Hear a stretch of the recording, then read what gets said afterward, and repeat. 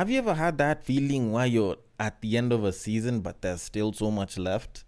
Like, you've gone through an entire season but you feel like you still have so much more to give? Because that's exactly how I'm feeling right now. But in as much as I'd want to talk about so much right now, I'm just gonna start with a 2013 story where a Brazilian woman laced her vagina with poison in an attempt to kill her husband with oral sex. Now, the husband noticed a strange odor emanating from her private parts and took her to the hospital where she confessed her plan. Now, you kind of think about such a situation happening, and this guy is going for drinks like, say, a week or two later, because I think this should be filed under attempted murder and Shorty should already be in jail. So imagine he's gone for weekend drinks with a couple of his homies, and because they don't know what happened, they'll be like, "Hey Manuel bro, how you man? Hey, it's been a minute, how's the wife yo?"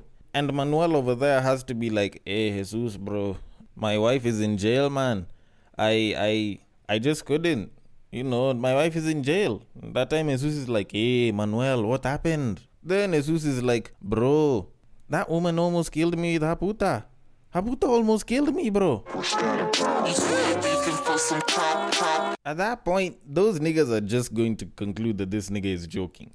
Like, the thought of it. The thought that your wife has killer pussy is something that a lot of guys have probably wished they'd actually have in the near future, if not their present or something of the sort. But the thing is, this guy actually had a case where his wife was going to kill him with her pussy. Which, I'm not gonna lie, does raise questions for me.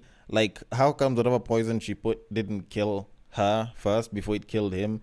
Like, how was she insulated from that shit? It's kind of the same way when you're being told that shorties put like a lot of the date rape drugs on like their lips and then they make out with a nigga. Like, how comes that shit hasn't affected you as well? Like, I usually ask some questions like that because it just doesn't make sense to me. But that aside, like, imagine him trying to explain to his friends that his wife actually tried to kill him with pussy. And that time these niggas are thinking that she has like the best pussy ever, that this guy was like, "You know what, bro, this woman is too damn much." And to kind of keep the question train going, like, I normally know that there's people that usually have this thing where they don't like making out with someone after they've received head, regardless of gender and shit. So I'm wondering if this guy ate her out and then while he's dying and he doesn't know, he starts to make out with her, don't they end up killing each other? So won't it be a case of like, I don't know, murder and suicide or some shit? Because it would make very little sense why you'd put it on your pussy. It's like me putting chilies on my dick. Like, yes, the shorty can probably end up hurting her mouth, but my dick is probably gonna be in pain as well, And you kind of think about now, like when she goes to prison, if she does, and she's meeting with a bunch of other inmates. As usual, when the new inmate comes in, they usually harass them and shit, and they usually get to find out what this person was locked up for. And then these guys are in prison and they're like, "Oh, so you're the new pussy that came in. Oh, I heard your pussy was supposed to kill a nigga. Oh, so you've got killer pussy. Oh yeah, we're gonna find out about that, huh?" And I feel like it's gonna be particularly bad for her. So if anything, I feel like that plan in and of itself was probably the worst. And instead of killing her husband, I'd have probably advised that she listen to this podcast so that she can actually learn how to make him happier, so that he can now strive to actually make her happier. But she wouldn't really have known that I'd have started this episode, not unless if I'd have started with an instrumental and me starting by saying, "Welcome to Breaktime on Westside, your number one breaktime podcast, coming to you from Nairobi, Kenya." The man on the mic is a man who does not like killer pussy because he believes that he is the one who is supposed to kill the pussy. He's a man who added skipping leg day as a part of his cardio routine. It is none other than your tall, dark, and mildly handsome man, Sir Dan Verby. The show is Tweetstreet, the show where we take a deep dive into Twitter, pull up a couple of tweets and break them down a little bit. Now, as usual, if you know the drill, then you can repeat it after me. And if you don't know the drill, then it's alright, I'ma sing it for you. And if you know the drill but you're acting like you don't, then it'll probably just ring in your head. Because it's a very simple drill, and the reason I call it a drill is because I say more or less the same things. And it's about how it is that you can contribute to the making of the next Tweetstreet episode, even though this is the last episode of the season. And it almost sounds like a song, and it goes like this. You see that tweet, you like that tweet, you want us to discuss that tweet, you send that tweet. you send it to the DMs of @BagakaTheD, which happens to be my personal Twitter handle, and I will take it from there and handle it accordingly. On Facebook and on Instagram, if it happens to be a screenshot, if it happens to be a screen grab, as long as it is from Twitter, then you can send it to @BreakTimeOnWestside on Facebook or @BreakTimeOnWestside on IG. The DMs are always open, and if you happen to be on any one of those apps, then a nice follow would be highly appreciated. Helps the numbers grow up, helps us grow the community. And if you're listening through an app that allows for ratings and reviews, a nice rating and or review would be highly appreciated as well. Now, while it is the final episode of the season, it is not the final episode period. There is another season that should be coming in about 2 weeks. And while I will be on break from doing the typical episodes, there will be shorter form episodes. For those of you all that were around during last season's break, it was referred to as Raw Zone. Raw Zone continues, where I get to, just say what's on my mind in 4 particular episodes, fairly short, nothing beyond 10 to 12 minutes, just something to keep us going and remind you that I still think about weird shit before I come back for Battle of the Sexes and Tweetstreet, season 11 and season 9 respectively. So just wanted to make sure y'all were aware of that. And also for me to say a massive thank you to each and every one of you that's been listening all the way till the end, or the people that have even just started from this season, and even the people that are coming in. Thank you for listening. And if you like it, you should listen to some of the other episodes. They're also pretty good. But anyways, all that said, we should definitely move it on to our tweets for this week. But before we do that, there are a bunch of things that I did want to talk about on this episode. Now, the first one was Elon Musk. And this story is probably about a week old, so maybe some people heard about it, maybe it's old news to a lot of people. So I'll kind of just try and brush through it quickly. So apparently Elon Musk decided that he was no longer Democrat, he was going to vote and be Republican. And while this isn't a political podcast, so I shouldn't really be focusing on that, what seemed particularly interesting was a sexual misconduct case that supposedly came to light a day after he said that. This guy said, I'm no longer Democrat, and some sexual misconduct case that was supposedly supposed to have been sealed and forgotten, and the person was paid off and shit, all of a sudden just popped up. Now, I'm not going to conclude that the case was fake or that the person was lying or there's a lot of fake telling over here. But I am going to say, considering the timing of this coming out, it is not very good from the victim's point of view, because it feels like it's a smear campaign. That's probably the last political term that I'll use. It literally just feels like they're just going at him because he's changed sides. But all in all, considering that that's last week's news, I'm going to leave it at that. I'm sure y'all can sort of do the research and just deduce for yourselves whether this is a true story or a fake one. As I move it on to a story about a Pennsylvania teacher who was busted for having a sexual relationship with a student after the husband alerted the principal.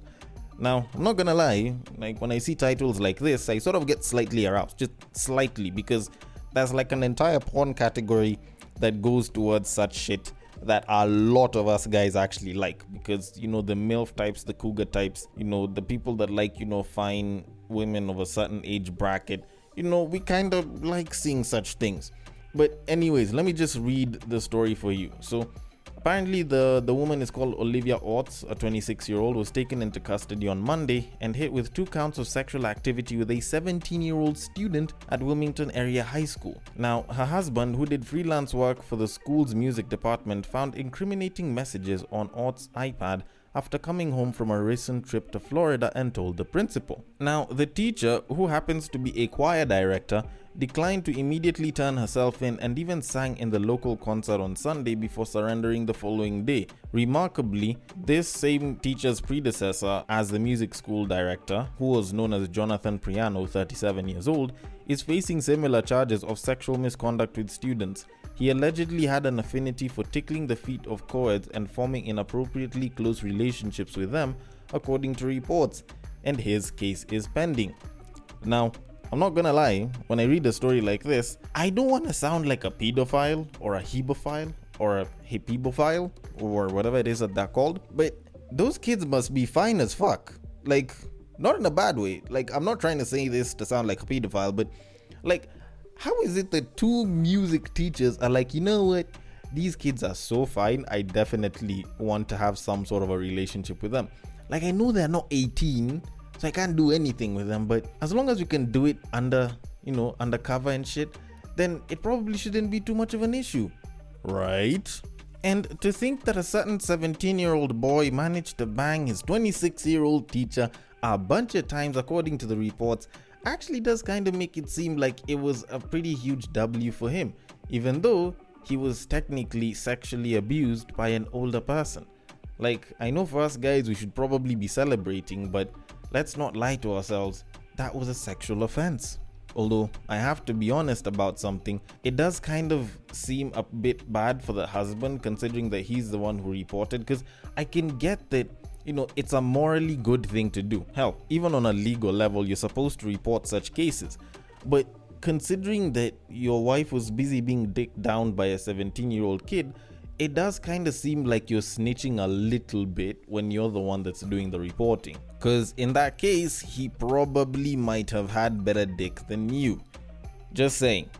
But that said, I hope that the 17-year-old managed to help her hit the high note, because when she goes to prison, it probably might not be hit, or at least it'll be hit, just not with her wanting it. But all of that said, I wish the 17-year-old kid all the best, and I will leave it at that and move it on. So on to our very first tweet of this episode.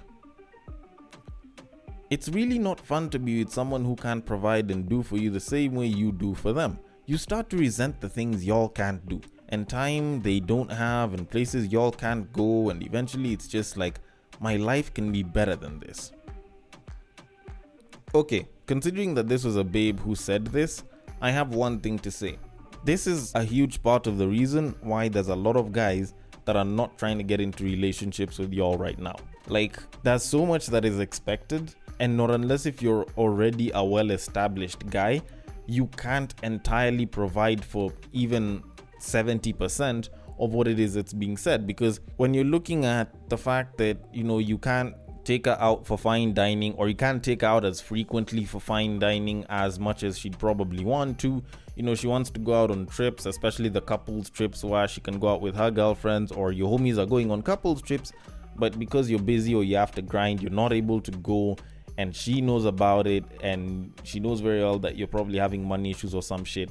Like, dating today as a guy sucks so much because there's so much of a financial obligation that's expected of you that it becomes so much of a burden for you to get in, because on one end you want to be able to provide that, on the other end you'll probably struggle to try and match up if you're affected by peer pressure. And to a certain degree, in as much as you do want to get into that relationship, you don't want to put your partner, you don't want to put the person that you love or that you care about deeply in a position where they're actually not doing what it is that they'd want to do because you're unable to afford it, or because you're unable to match up on your end. Like, that shit actually hurts quite a lot of guys. And I know there's people that will always try and come through and defend guys and shit. Like, there was someone who replied and said, and I quote, "I've never heard a man say his relationship isn't fun because she won't take him to Bora Bora and buy him Balenciagas. I truly feel for men because this is ridiculous. Relationships are about the people in it, not the material things they can get out of it." End quote. And while I do appreciate this kind of defense, it's not entirely on the same level. Like, the things that we use to create value that gives each gender its currency is particularly different. Now, if my girlfriend can't afford to go out on a trip and I can manage to foot the bill, that's no problem. Like, that's an expectation that's mostly on my end, not necessarily hers.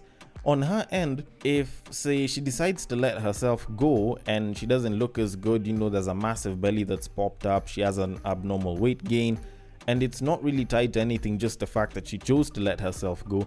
She doesn't dress herself particularly well, she doesn't try to look good, and she's pathetic in bed, then probably you'd equate it to something of this sort.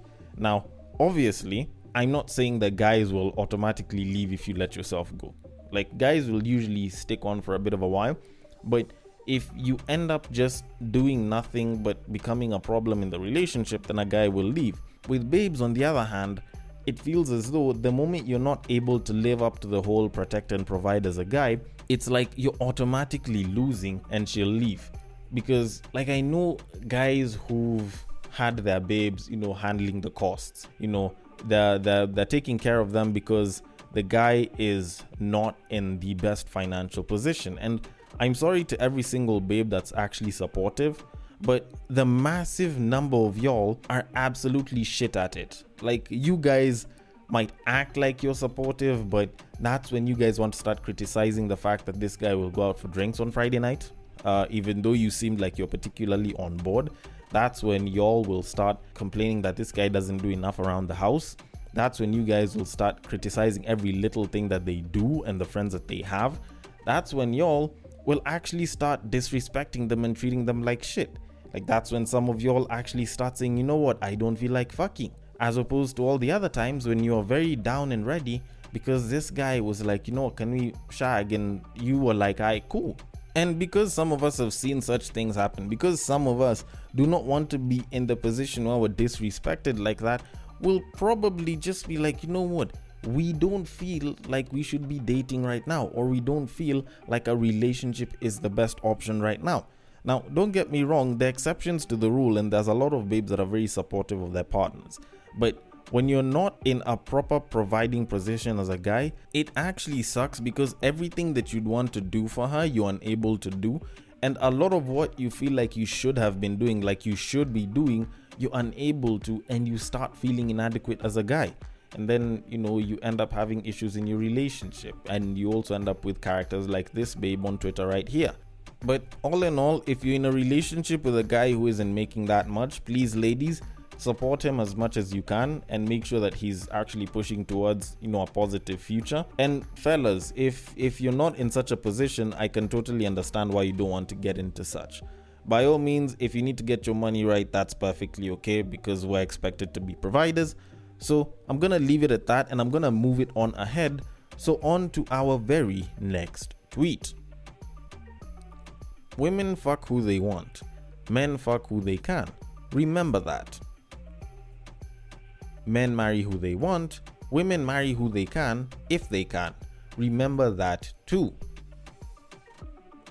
Alright, so this is actually a case of two tweets, which is why I gave it a bit of a pause in the middle. Because one person on Twitter said the first bit, that was a babe, and then a guy said the second bit. And the reason why I sort of wanted to bring this here is because I feel like these two statements have been used sort of in the same light and by so many people. And while they are true, I feel like they're extremely general for a lot of reasons. One, because the first statement of women fuck who they want, men fuck who they can, mostly applies to people when they're in their 20s, maybe their 30s, probably the 40s at their most, because it's not like a babe is going to be extremely fine even beyond the age of 60. You know, beauty will start to deteriorate. You know, certain parts will start sagging. You know, the skin will probably start to wrinkle up and shit. And obviously, it'll be harder to get someone to fuck at that point. Now, don't get me wrong, there's people that'll fuck grandmothers and they're into that shit. But that's a very, very small minority of people that exist. So, while I can't say that, you know, it's okay, women will fuck who they want, I'd probably say that it's a much better thing to say in theory, but in practice, it's not entirely true.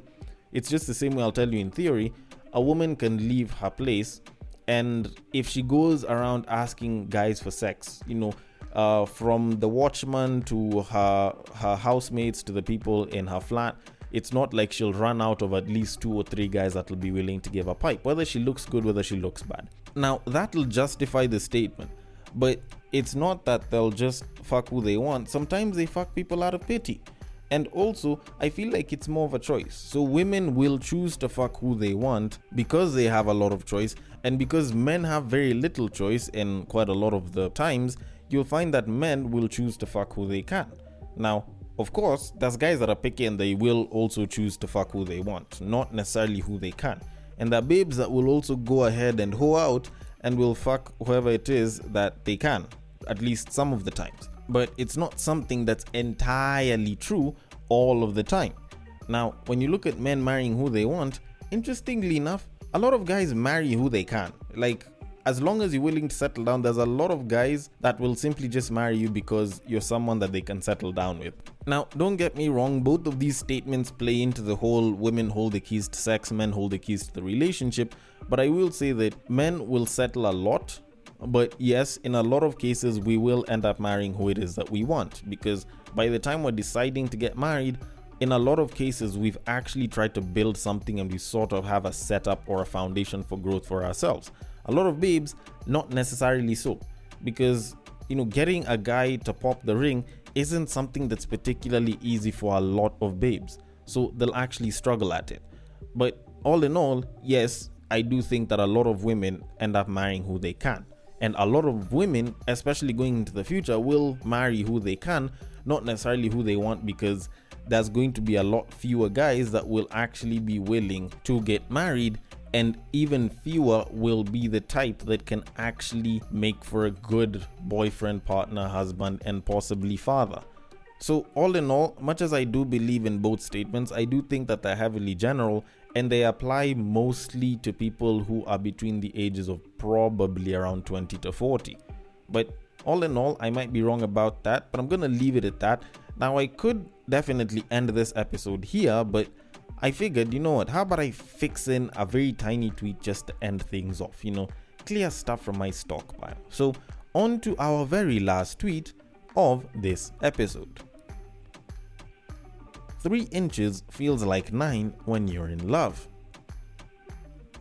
Now, I don't want to sound like a prophet for saying this. I don't want to sound like I'm ahead of my time for saying this, but I've been saying this for years. When it comes to love, 1 inch is gonna feel like 8. And when you start hating that person, 8 inches is gonna turn into 1.